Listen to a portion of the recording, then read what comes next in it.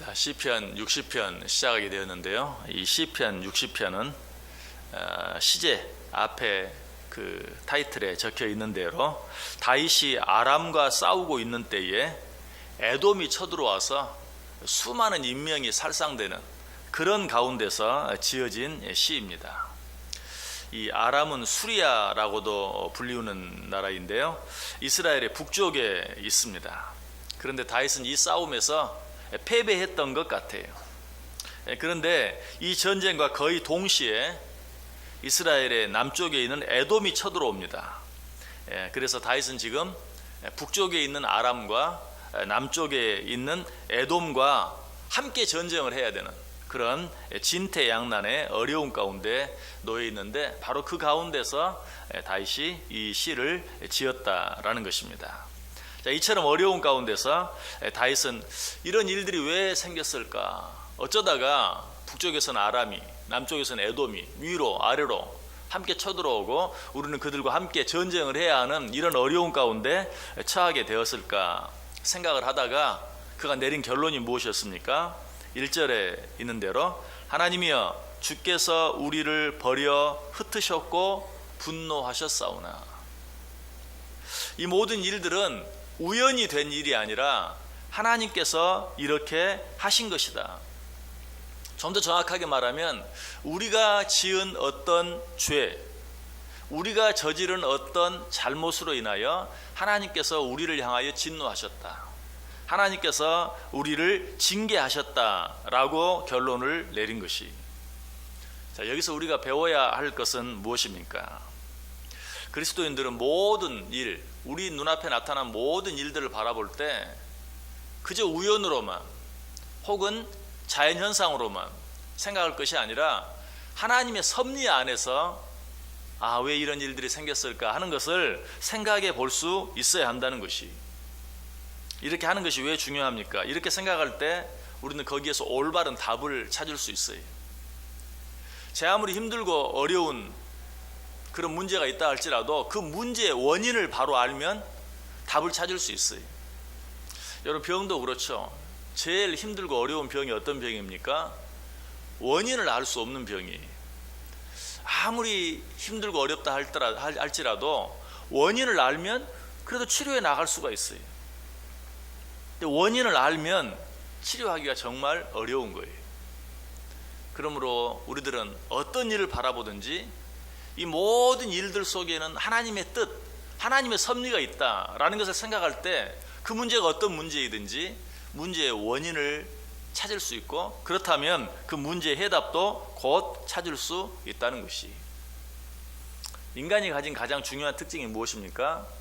영혼이 있다는 것이죠. 사회학자들이 말하는 그런 어떤 인간의 특징, 이런 것들은 사실은 인간의 진정한 특징이 아니에요. 과학이 발달하면서 보니까 그런 것들은 동물들도 다 가지고 있어요. 그러나 진정한 인간만이 가진 특징, 그것은 인간은 영혼을 가지고 있다. 영혼을 가지고 있다는 건 뭘 말합니까? 죄의식이 있다는 거예요. 그렇다면 영혼을 가진 인간, 그래서 죄의식을 가진 인간이 어떻게 하면 행복을 느끼고 행복하게 살 수 있을까요? 이 죄의식의 문제를 해결해야 돼요. 영혼이 없는 존재, 동물들은 그냥 배부르면 따뜻해요. 행복해요. 배부르면 기뻐요. 그러나 인간은 그렇지 않아요. 아무리 배가 불러도 그것 때문에 행복하지 않아요. 영혼을 가진 인간은 우리 안에 있는 죄의식의 문제가 해결이 돼야 비로소 행복할 수 있는 것이. 자, 그렇다면 우리 안에 있는 죄의 문제를 어떻게 해결할 수 있을까요? 그 죄를 내어놓고 자복하고 회개함으로 말미암아서. 우리가 우리의 죄를 자복하고 회개하면 하나님이 어떻게 해주신다고 그랬어요? 눈과 같이 희게 해주시겠다. 그러므로 우리의 모든 죄를 내어놓고 회개함으로 죄사함 얻을 때만 비로소 우리는 행복해질 수 있어요. 시편 32편 1절이 말합니다. 허물의 사함을 받고 자신의 죄가 가려진 자는 복이 있도다. 영혼을 가진 존재는 죄의식을 가지고 있기 때문에 죄의식이 있는 한 우리는 진정한 행복을 누릴 수 없다. 그런데 안타깝게도 어때요? 우리 인간들 가운데 죄 없는 존재는 한 사람도 없죠. 성경이 말해요. 의인은 없나니 하나도 없다. 모든 사람이 죄를 범하였다. 그 말은 무슨 말이에요? 우리 인간 가운데 진정으로 행복할 수 있는 사람은 아무도 없어요. 자, 그렇다면 우리가 어떻게 그 행복을 얻을 수 있을 것인가? 죄의 문제를 해결해야 돼요. 그 죄를 내어놓고 자복하고 회개해야 돼요. 죄를 자복하고 회개함으로 죄 용서함 받아야 돼요.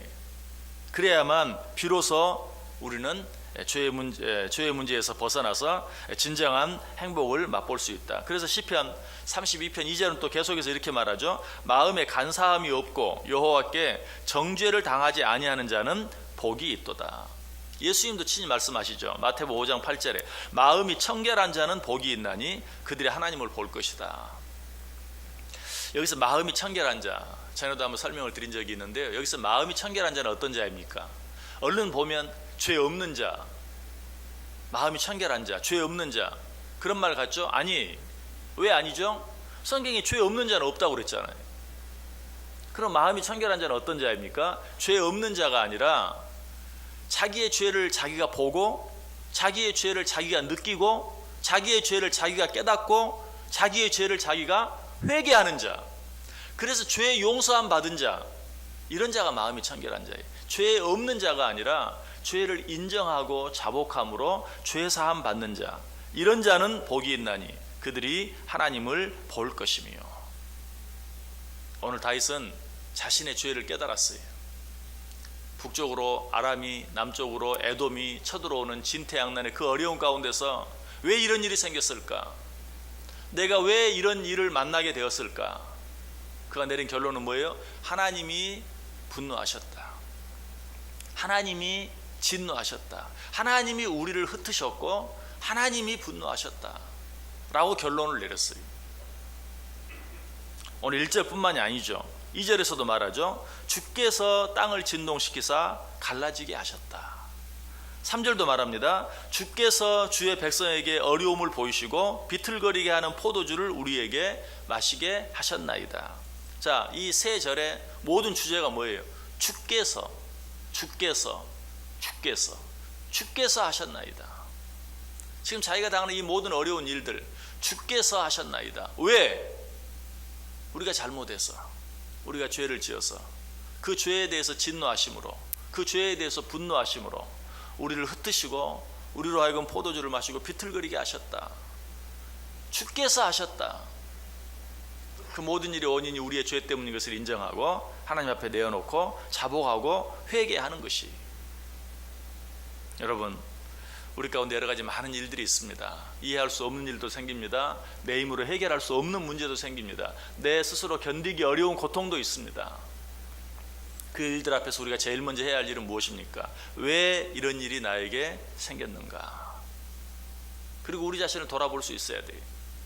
여러분의 마음이 편하지 않습니까? 여러분의 마음이 기쁨이 없습니까? 여러분이 행복하지 못하다고 생각합니까? 왜 그렇다고 생각하십니까? 어려운 상황 때문에, 지금 내 앞에 있는 문제가 있기 때문에, 이런 문제가 있는데 누가 기쁠 수 있고, 이런 어려움이 있는데 누가 행복할 수 있는가?